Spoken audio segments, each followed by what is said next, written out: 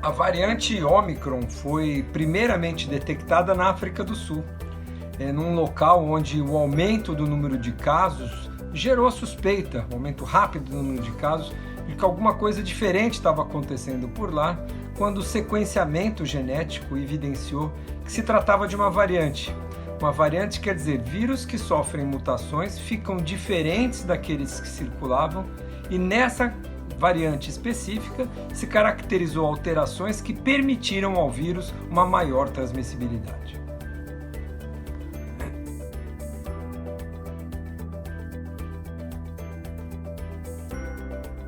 Não há, até o momento, nenhuma evidência de que a Ômicron traga sintomas diferentes. São indistinguíveis os quadros clínicos de quem é infectado pela Covid-19 com a variante alfa, beta, gama, delta, e até o momento com a Ômicron não há nenhuma suspeita ou não há por que imaginar que os sintomas seriam diferentes. A doença é a mesma, então a tradução do quadro clínico é o mesmo.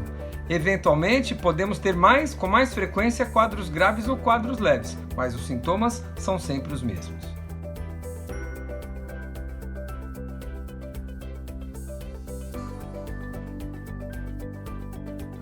Não há nenhuma informação, nenhuma suspeita de que a variante Ômicron seja ou acometa mais crianças do que qualquer outra variante. O que é preciso entender é que, em geral, num cenário onde a população adulta está mais vacinada hoje em dia, a tendência normal de qualquer variante, desde as antigas, desde as ancestrais até as atuais, seja acometer mais crianças proporcionalmente.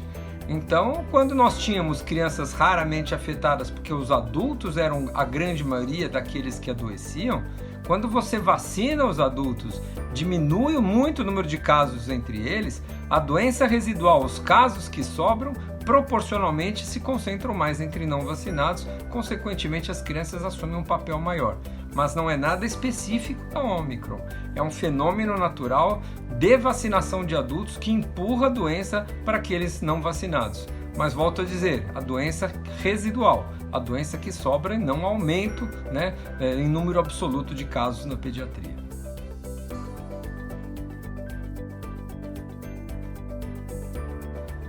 É muito cedo ainda para falarmos sobre letalidade da Ômicron. Não sabemos se ela traz mais virulência e, consequentemente, doenças mais graves ou não. Ela será desafiada em diversos cenários, em países com mais altas coberturas vacinais, em países com menos vacinação, em países mais jovens, em países mais idosos, em países que utilizaram a vacina A ou a B ou a C, em países que têm vacinação mais recente, portanto uma população ainda mais imunizada do que outros que foram vacinados há mais tempo. Tudo isso vai trazer impactos diferentes dessa circulação. Nós vamos precisar acompanhar para ver como é o comportamento dessa variante nesses diferentes cenários.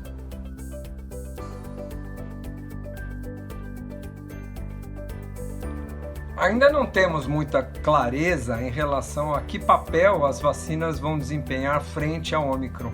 Os primeiros dados começam a surgir mostrando que sim, elas protegem, talvez precisemos da dose de reforço, de 3 doses para manter uma proteção mais efetiva, mas a expectativa, em geral, como as demais variantes, é que as vacinas consigam sim manter a proteção para aquelas formas mais graves da doença e talvez essa variante escape para as formas mais leves, propiciando eventualmente uma maior disseminação do vírus, sem que se traduza em excesso de hospitalizações e mortes.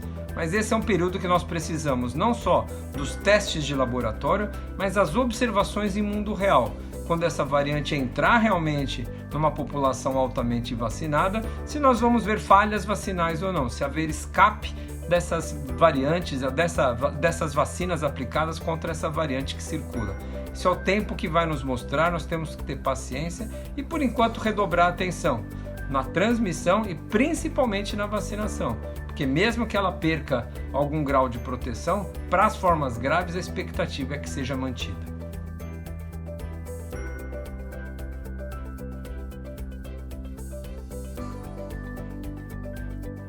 Para evitarmos novas ondas, quarentenas e fechamento de tudo que a gente já vivenciou, 2 medidas são fundamentais. Primeiro, a vacinação. A vacinação, sem dúvida, tem se mostrado uma das melhores ferramentas na prevenção de surgimento de novas ondas, baseados basicamente em 3 pilares: vacinar o maior número possível de indivíduos da população, ou seja, incluir crianças também é fundamental assim que as vacinas forem liberadas, altas e homogêneas coberturas vacinais, ou seja, boa parte dessa população-alvo, desse público elegível com 2 doses, e mais importante, ou tão importante quanto, é quando a gente reforça a proteção daqueles que perderam. Então, à medida que o tempo passa, todas as vacinas vão perdendo um pouco da sua eficácia. Daí a importância de retomarmos e recuperarmos essa proteção com as doses de reforço. Com esses 3 fatores, nós estaremos muito mais protegidos de uma nova onda. E se detectarmos uma circulação aumentada de vírus, as medidas não farmacológicas, distanciamento, máscara, não aglomerar, lavagem de mãos, essa combinação certamente nos deixará mais protegidos.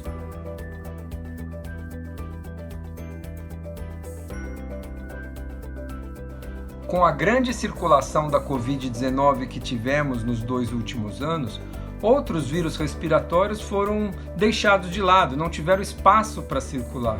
Além do que, o distanciamento e a máscara também protegeu desses outros vírus. Desapareceram os quadros de gripe, de resfriados, de bronquiolite, doenças causadas por outros vírus respiratórios. E agora, com a retomada, e agora com a baixa circulação da Covid-19 e a volta às aulas, tudo isso tem provocado em vários locais do país uns surtos de outros vírus respiratórios que não a Covid. Bronquiolite no Rio Grande do Sul e em São Paulo, casos de influenza, gripe em Belo Horizonte, Minas Gerais e aqui no Rio de Janeiro. E com isso a gente vê surgindo, mesmo fora de um período que não é o normal de circulação do vírus da gripe, desses vírus respiratórios que predominam no inverno, em pleno praticamente verão, surtos dessas doenças. Essa é mais uma consequência da Covid-19. Modificou a performance, a circulação, a sazonalidade desses vírus para um período que normalmente eles não circulam.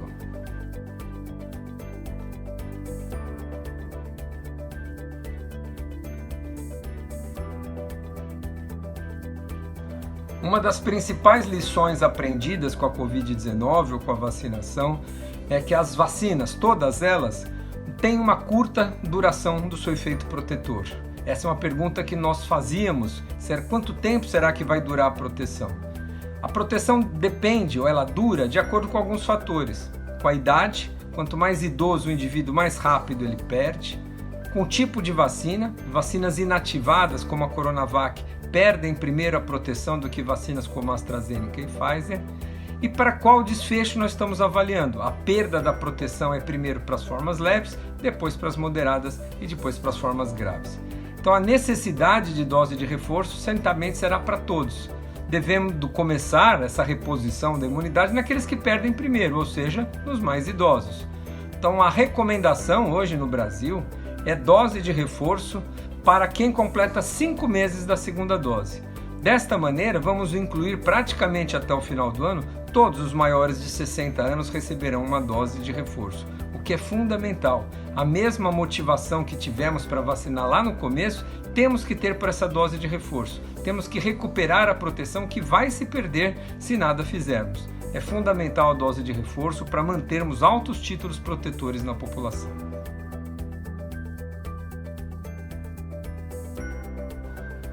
Ainda não há dados sobre a Ômicron em relação à sua possibilidade de reinfecção entre aqueles que já tiveram a doença.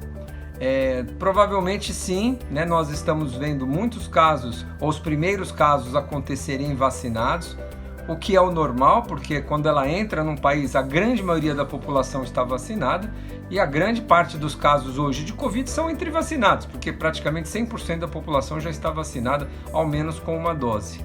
Mas é cedo para dizermos em relação à infecção natural, de quem já teve a doença, né?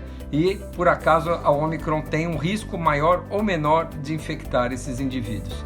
Geralmente, quando a gente tem um indivíduo que tem uma vacina ou tem uma infecção prévia, a memória daquela infecção anterior nos protegerá pelo menos das formas mais graves da doença. da importância da vacinação. Mesmo que uma nova variante escape da imunidade para as vacinas que a gente recebeu, ou da infecção que a gente já teve, algum grau de proteção vai nos ter na memória para que a gente evite de adoecer na forma grave da Covid-19.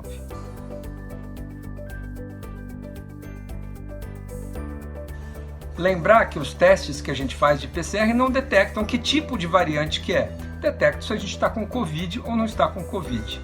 Para a determinação de qual é a variante, a alfa, beta, delta, ômicron, nós precisamos de um sequenciamento genômico. Não é um exame que se faz de rotina e nem há interesse, entre todos nós de saber se estamos com a variante A, B ou C, porque isso não impacta no tratamento.